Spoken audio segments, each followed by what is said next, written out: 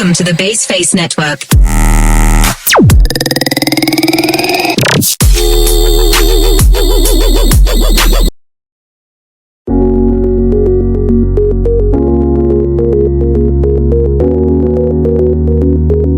Halo semua, selamat datang di channel inovatif.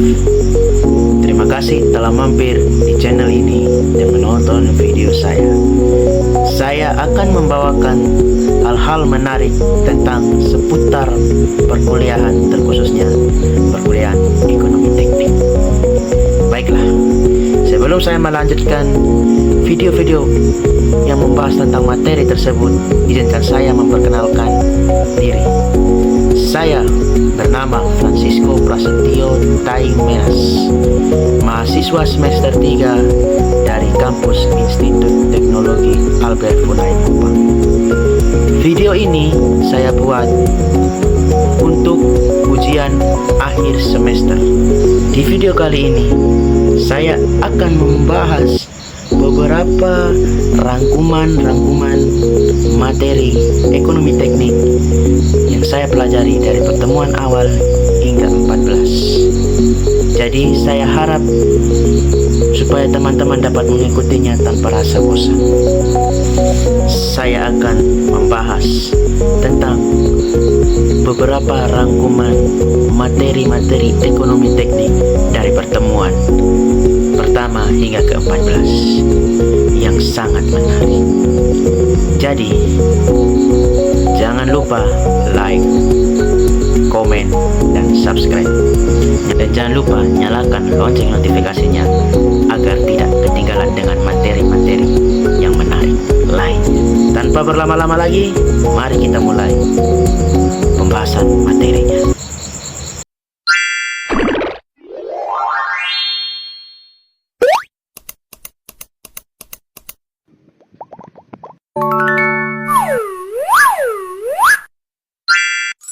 Oke, kita akan memulai pembelajaran materi untuk perkuliahan ekonomi teknik. Dan di dalam ekonomi teknik itu pasti ada prinsip-prinsip ekonomi teknik. Jadi apa saja yang dalam prinsip-prinsip ekonomi teknik? Mari kita mulai.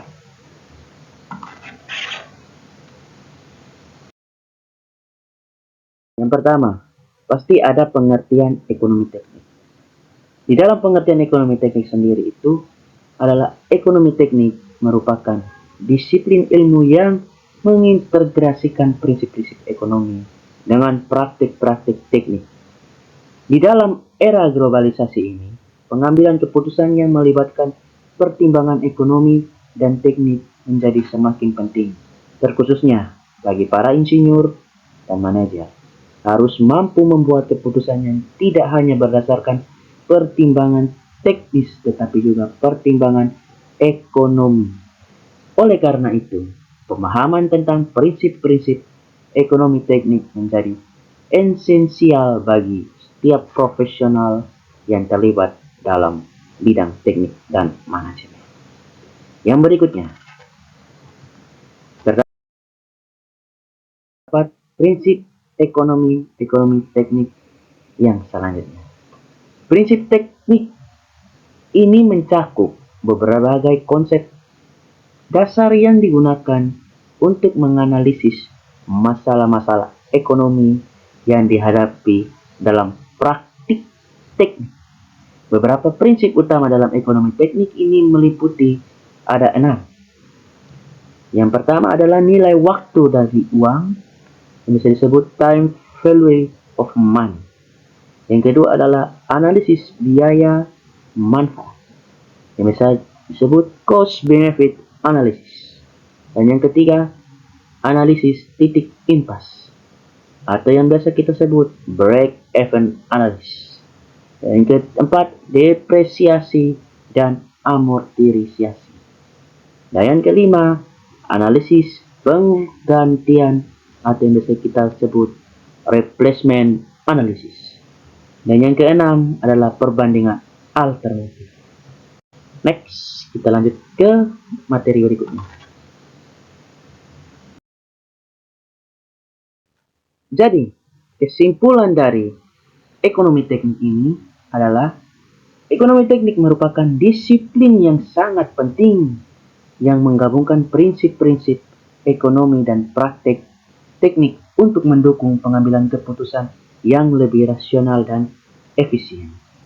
Dengan memahami dan menerapkan prinsip-prinsip seperti nilai waktu dari ruang, analisis biaya manfaat, dan analisis titik impas, para profesional teknik dan manajer dapat membuat keputusan yang lebih baik yang mendukung keberlanjutan dan probabilitas proyek.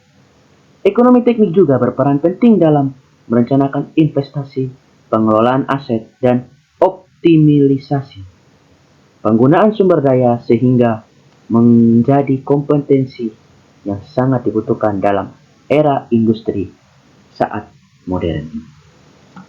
Kita lanjut ke berikutnya, yaitu ekonomi teknik paduan lengkap. Oke. Dalam presentasi video ini, saya akan menjelajahi beberapa aspek penting dari ekonomi teknik yang akan membantu Anda dalam pengambilan keputusan yang rasional dan optimal dalam proyek teknik. Apa saja itu? Kita lihat.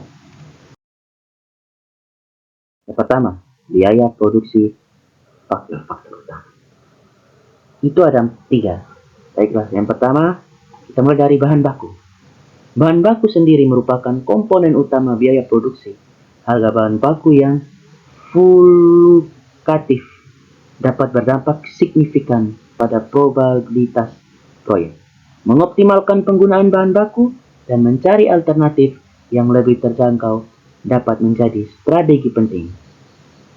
Dan yang kedua adalah tenaga kerja. Kenapa dibutuhkan tenaga kerja? Karena tenaga kerja sendiri merupakan faktor biaya produksi yang penting. Meningkatkan efisiensi tenaga kerja melalui pelatihan dan optimisasi proses produksi dapat membantu menekan pembiayaan. Pemilihan teknologi yang dapat juga berperan dalam efisiensi tenaga kerja. Jadi, intinya, kalau tenaga kerja tidak tergantung pada teknologi yang kita butuhkan. Jadi dalam efisiensi tenaga kerja sendiri itu kita bisa menaplikasikan atau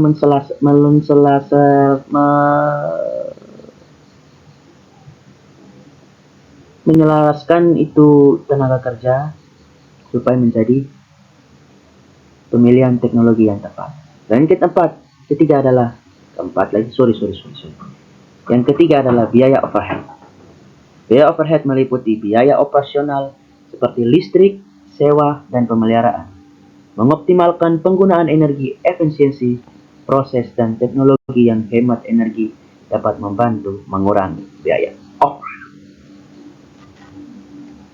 Ya, itu adalah 3 dari biaya produksi dan faktor-faktor utama. Baiklah, kita next ke materi berikutnya lagi, yaitu konsep nilai uang terhadap waktu. Kenapa nilai waktu sangat penting di ekonomi teknik?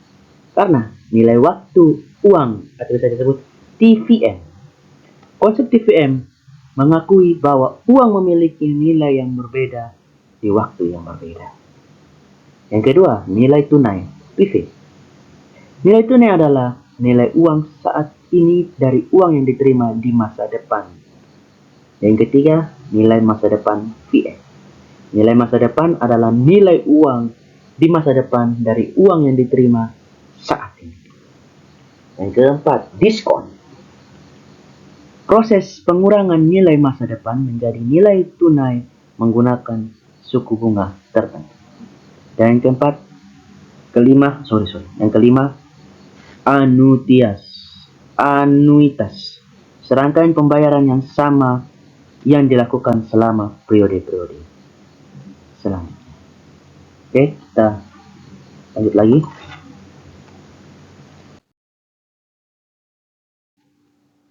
Yang berikutnya adalah metode ekonomi teknik di gambaran umum.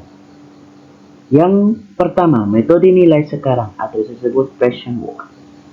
menghitung nilai tunai dari semua arus kas masuk dan keluar selama masa hidup proyek. Yang kedua adalah metode nilai masa depan atau future worth, menghitung nilai masa depan dari semua arus kas masuk dan keluar selama hidup proyek. Yang ketiga, metode tingkat pengembalian internal, menentukan suku bunga yang menyamakan nilai sekarang dari arus kas masuk dan keluar proyek. Yang keempat, metode periode pengembalian atau biasa disebut invest period, menentukan waktu yang dibutuhkan untuk memulihkan investasi awal dari arus kas masuk proyek. Kita lanjut ke berikutnya, adalah pengembalian modal, mengukur keuntungan proyek. Kenapa? Karena periode pengembalian itu ada waktu yang dibutuhkan untuk memulihkan investasi awal dari arus kas masuk proyek. Yang kedua, tingkat pengembalian rate of return, presentasi keuntungan yang diperoleh dari investasi per tahun. Yang ketiga adalah tingkat pengembalian minimum atau minimum expectable rate of return, tingkat pengembalian yang diharapkan minimum untuk suatu proyek untuk dianggap layak. The next lagi, materi berikutnya adalah metode nilai masa depan dan perbandingan alternatif. Itu ada 3 juga. Metode nilai masa depan future worth yang tadi kita bahas tadi, menghitung nilai masa depan dari semua arus kas masuk dan keluar selama masa hidup proyek untuk membandingkan alternatif proyek. Yang kedua, perbandingan alternatif, membandingkan nilai masa depan berbagai alternatif proyek untuk memilih pilihan terbaik untuk keuntungan maksimum. Yang ketiga, faktor-faktor yang dipertimbangkan, biaya investasi, umur proyek, arus kas masuk, tingkat minimum dan resiko proyek. Next, metode nilai pengembalian internal dan eksternal. Itu juga ada 3, yaitu metode nilai pengembalian internal rate of return, yaitu menentukan suku bunga menyamakan nilai sekarang dan arus kas masuk keluar proyek.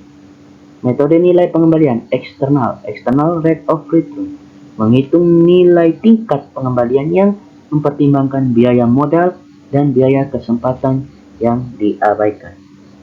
Yang ketiga adalah pengembangan kriteria. Kriteria pemilihan proyek didasarkan pada perbandingan nilai pengembalian internal dan tingkat pengembalian minimum. Kita lanjut lagi. Ada konsep metode evaluasi investasi. Analisis investasi sensitivitas, menganalisis bagaimana perubahan dalam asumsi kunci seperti biaya investasi atau arus kas berdampak pada kelayakan proyek. Yang kedua, analisis risiko, menilai kemungkinan dan dampak risiko terhadap proyek dan menetapkan strategi mitigasi risiko. Yang ketiga, analisis break-even, menentukan titik di mana proyek menghasilkan cukup pendapatan untuk menutupi semua biaya, pengeluaran, dan keuntungan. Lanjut lagi.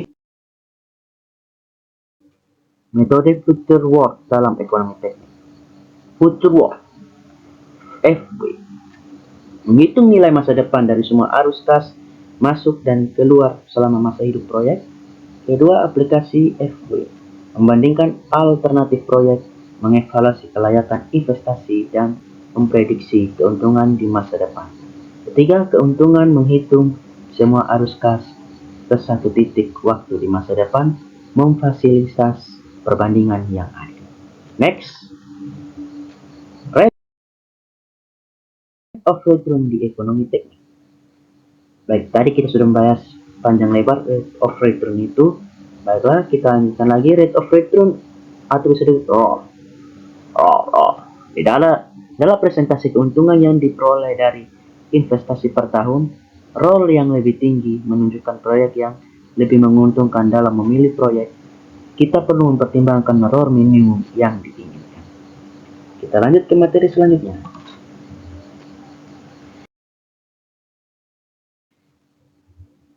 Ekonomi teknik menerapkan konsep dalam rekayasa. Ekonomi teknik adalah disiplin ilmu yang mengintegrasikan prinsip-prinsip ekonomi dengan teknik. Bidang ini membantu para insinyur dalam pengembalian keputusan yang optimal dan konteks pengembangan, produksi dan manajemen proyek. Next lagi, depresiasi dan pajak dalam ekonomi teknik. Depresiasi sendiri adalah proses penurunan nilai aset seiring waktu akibat pemakaian, keausan, dan obsolescence. Dapat dihitung menggunakan berbagai metode seperti metode garis lurus atau metode saldo menurun. Yang kedua adalah pajak. Depresiasi dapat dikurangkan dari penghasilan kena pajak sehingga mengurangi beban pajak. Yang kedua adalah pengaruh depresiasi pada pajak bergantung pada jenis sistem pajak dan metode depresiasi yang akan digunakan. Next, lanjut. Analisis investasi dengan pertimbangan pajak. Itu ada 5 tingkatan. Yang pertama adalah analisis investasi, aliran kas yang meliputi perhitungan arus kas masuk, keluar akibat investasi. Ketiga, pastilah pajak. Penyesuaian aliran kas untuk memasukkan pengaruh pajak. Yang ketiga, nilai sekarang. Penghitungan nilai investasi pada saat ini. Yang kelima, keputusan investasi. Evaluasi kelayakan investasi berdasarkan nilai sekarang. Next lagi. Konsep dasar ekonomi. Analisis biaya manfaat membandingkan biaya dan manfaat dari suatu proyek untuk menentukan kelayakannya. Yang kedua, analisis sensitivitas. Menilai bagaimana perubahan asumsi mempengaruhi hasil analisis. Yang ketiga, nilai waktu dan uang. Konsep bahwa uang memiliki nilai yang berbeda pada masa yang berbeda. Oke, next. Metode analisis investasi. Nilai sekarang bersih, NPV. Menghitung nilai sekarang dari arus kas neto proyek. Kedua, lanjut pengembalian internal atau IIR. Menentukan tingkat pengembalian yang menghasilkan NPV sama dengan 0, yaitu periode pengembalian payback period. Menentukan waktu yang dibutuhkan untuk memulai investasi awal. Yang selanjutnya, lanjut pengembalian akuntansi ARR. Menghitung terhadap inti dari investasi tersebut. Next lagi. Oke, penerapan ekonomi teknik dalam sebuah proyek. Yang pertama pasti adalah kita membutuhkan perencanaan. Membuat rencana proyek yang realistis dan efisien. Yang kedua pasti adalah penganggaran. Menentukan biaya yang diperlukan untuk sebuah proyek. Yang ketiga adalah pengambilan keputusan. Menganalisis pilihan dan memilih keputusan yang terbaik. Yang keempat adalah mengevaluasinya atau evaluasi. Kenapa dibutuhkan evaluasi? Karena dengan mengevaluasi kinerja proyek dan menemukan peluang perbaikan dapat menjadikan proyek tersebut berjalan dengan baik untuk masa depan. Lanjut lagi. Contoh penerapan ekonomi teknik. Pembangkit listrik tenagaan. Ekonomi teknik dapat digunakan untuk menganalisis kelayakan pembangunan pembangkit listrik tenagaan. Analisis biaya yang manfaat dan analisis sensitivitas digunakan untuk menentukan apakah investasi itu layak atau tidak. Yang kedua, sistem pengolahan air limbah. Ekonomi teknik dapat digunakan untuk merancang sebuah sistem pengolahan air limbah yang efektif dan efisien. Analisis biaya manfaat dan analisis sensitivitas digunakan untuk menentukan sistem yang optimal. Next lagi. Ekonomi teknik dalam teknik sipil. Oke. Seperti yang tadi, perencanaan, penganggaran, pengambilan keputusan, yaitu dan evaluasi. Sama lah kira-kira seperti tadi pengambilan keputusan dari bidang proyek. Kesimpulan dari semua yang tadi saya jelaskan. Ekonomi teknik merupakan alat penting bagi insinyur dalam pengambilan keputusan yang optimal. Memahami konsep dasar ekonomi teknik memungkinkan para insinyur dan menganalisis proyek, mengelola risiko, dan mencapai hasil yang terbaik.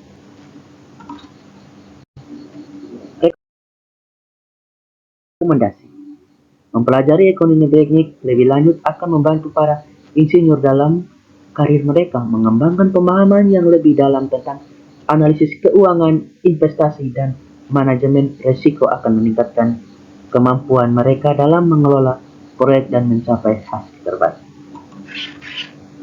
Oke. Makasih atas perhatiannya.